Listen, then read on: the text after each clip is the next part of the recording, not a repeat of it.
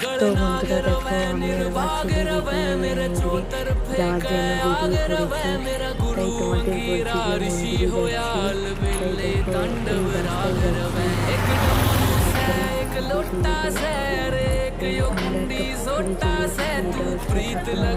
এখানে প্রথমে পা হাত ধুয়ে একটা ভাই জল দিয়ে তারপর ঠাকুরের কাছে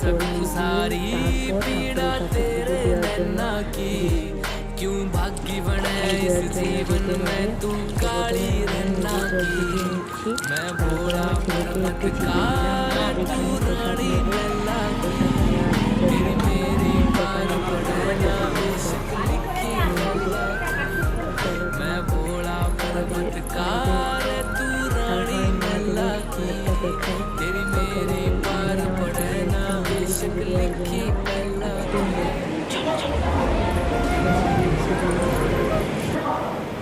সব ফাঁকাই ছিল। তাই আমরা আমাদের গিয়ে আর অপেক্ষা করতে হলো না, সঙ্গে সঙ্গে আমাদের পুজো দেওয়া হয়ে গেল। দেখো ঠাকুরমশাই, আর এটা ফিরে আসার সময়